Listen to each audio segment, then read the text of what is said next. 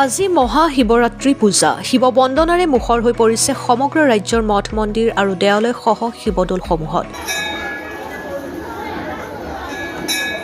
ৰঙিয়াৰ ঐতিহাসিক শ্ৰী শ্ৰী মৃত্যুঞ্জয় শিৱ মন্দিৰৰ প্ৰাংগণতো উলহ মালহেৰে উদযাপন কৰা হৈছে মহাশিৱৰাত্ৰি পূজা। তদুপলক্ষে আজি পুৱাৰে পৰা মন্দিৰত অগণন ভক্তৰ ভিৰ পৰিলক্ষিত হয়। জিলাখনৰ বিভিন্ন প্ৰান্তৰ পৰা আগমন ঘটা ভক্তপ্ৰাণ ৰাইজে নিজৰ নিজৰ অভিষ্ট সিদ্ধিৰ কামনাৰে মহাদেৱক পূজা অৰ্চনা কৰে। শিৱ পূজা উপলক্ষে বন্তি প্ৰজ্বলন, নাম প্ৰসংগ, ভোগ বিতৰণ, নাগাৰা নাম প্ৰদৰ্শন আদি বিভিন্ন কাৰ্যসূচীও ৰূপায়ণ কৰা হয়। উদযাপন সমিতিৰ তৰফৰ পৰা জনোৱা মতে আজি সন্ধিয়াৰ পৰা সমগ্ৰ নিশা 4 প্ৰহৰ পূজা অৰ্চনা কৰা হ'ব।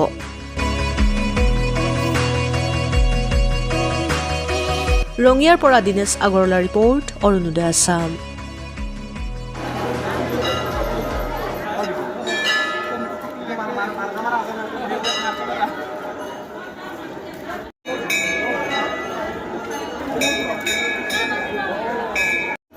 সমূহ ভক্তবান ৰাইজলৈ ৰঙিয়া শিৱ মন্দিৰ পৰিচালনা সমিতিৰ তৰফৰ পৰা আন্তৰিক শুভেচ্ছা আৰু ওলগ জনাইছোঁ। আজি ৰঙিয়া শিৱ মন্দিৰ পৰিচালনা সমিতিয়ে মহা ধুমধামেৰে শিৱৰাত্ৰি উৎসৱ পালন কৰিছোঁ। 1951 চনতে স্থাপিত ৰঙিয়া শিৱ মন্দিৰে এই বিগত 74 বছৰ ধৰি 74 ইয়াৰ্ছ আমি শিৱৰাত্ৰি উৎসৱ পালন কৰি আছোঁ। আৰু আপোনালোকে দেখিবলৈ পাইছে অগণন ভক্ত সমাজ সমবেত হৈছে। অসমৰ উত্তৰ কামৰূপ জিলাৰ বিভিন্ন প্ৰান্তৰ বহুত ভক্ত আমাৰ সমাগম হৈছে। আমি ইয়াত ৰাইজৰ বাবে পায়স ভোগৰ ব্যৱস্থা কৰিছোঁ আৰু সন্ধিয়া সময়ত খিচিৰি ভোগৰ ব্যৱস্থা কৰিছোঁ। লগতে আমাৰ 3-4 বজাৰ পৰা নাগাৰা নাম অনুষ্ঠিত হ'ব। নাগাৰা নামৰ শিল্পী স্থানীয় খগেশ্বৰ কলিতা। আৰু আমি আশা কৰিছোঁ সন্ধিয়া যেতিয়া পূজা আৰম্ভ হ'ব, আমাৰ ইয়াত 4 প্ৰহৰ পূজা হয়। আপোনালোক অৱগত কৰিব বিচাৰিছোঁ যে আমাৰ 4 প্ৰহৰ পূজা আমাৰ 6:30 বজাত প্ৰথম প্ৰহৰ পূজা আৰম্ভ হ'ব। তাৰপিছত দ্বিতীয় প্ৰহৰ আৰু তৃতীয় প্ৰহৰ, চতুৰ্থ প্ৰহৰ আমাৰ গোটেই নিশা আজি পূজা চলিব। অগণন ভক্ত আমি আশা কৰিছোঁ ভক্ত সমাগম হ'ব। আমি ইয়াত ভক্তসকলৰ সুবিধাৰ কাৰণে বিভিন্ন আমি ইয়াত ৰাখিছোঁ, সুবিধা দিছোঁ। সেইকাৰণে ভক্তসকল আমাৰ ইয়ালৈ আহে আৰু ভক্তসকলে আহি ইয়াত উপকৃত হয় আৰু বাবাই তেওঁলোকৰ মনোবাঞ্ছা পূৰণ কৰে বুলি আমি আশা কৰোঁ।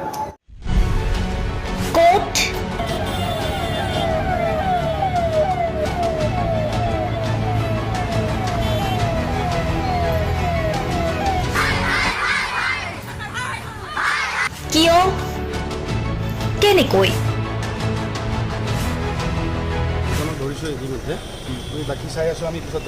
দুৰ্নীতি ৱাইফজনীয়ে কৈছে বোলে এওঁ মোৰ হাজবেণ্ড, আপুনি কোন হে ক'বলৈ এওঁ অবৈধ বুলি? অনিয়ম, ভ্ৰষ্টাচাৰ, একো নায়কতাবাদ, এতিয়াৰ পৰা আৰু নহ'ব। আমি দিম সত্য বাতৰি।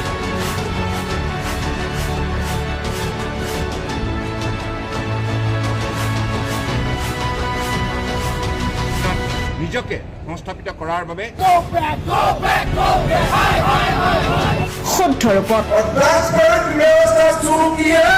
নিৰ্ভীক নিৰপেক্ষতাৰে আমি সাজু। অসমৰ উন্নয়নমূলক যাত্ৰাই আজি এক নতুন দিগন্ত ভৰি দিছে। অসমৰ ৰাইজৰ পৰা আমি সদায় আশীৰ্বাদ বিচাৰোঁ। আমি এনেকৈ যাতে আমাৰ জননী জন্মভূমিক সেৱা কৰি যাব বিচাৰোঁ। অৰুণোদয় অসম, নিৰ্ভীক নিৰপেক্ষ।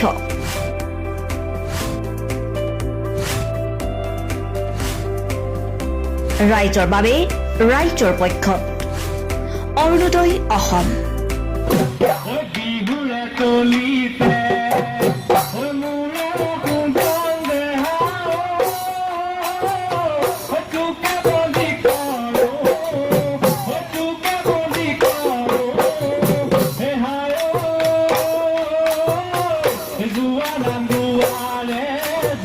Nam